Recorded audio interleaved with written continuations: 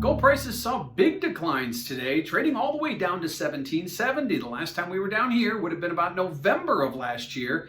And if you look back on the calendar, just going back to January 6th, we were trading at 1959. So a big move in gold since the beginning of the year, culminating in right now where we end up in the year-to-date lowest since November. And actually looking at us from the 200-day moving average, we are about 88 bucks below the 200-day moving average. That's the furthest south of the 200-day moving average going back to 2015. So some bullish technicals setting up here in gold. And looking at positioning, speculators did start to exit on that move south starting on January 6th, but they started to get back in when we got to that 200-day moving average. They started to kind of buy slowly. Certainly didn't add back all the exits that we'd seen throughout the month of January.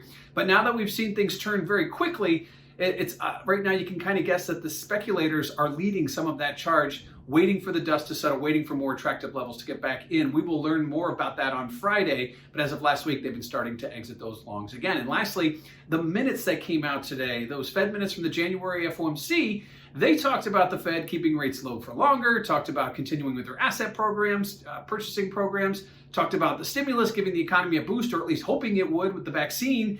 All that seems to be a little bit gold bullish, but really what gold is trading off here these days are higher rates. Look at those 10-year note yields. They've been moving higher. They're at 130 right now, as high as they've been in a year. That may be starting to steal some of the lure away from gold, given the fact that gold is a non-yielding instrument. Higher yields are more attractive, especially if you go back just 6 or 8 months. We were well below 1% in the 10-year. So this move in 10-year note yields also adversely affecting gold. So gold, a big move lower today, not necessarily because of what the Fed said. Maybe take a look at those 10-year note yields. That may be the reason we're seeing gold go lower, and we'll get a confirmation on those speculators on Friday, the CFTC reports.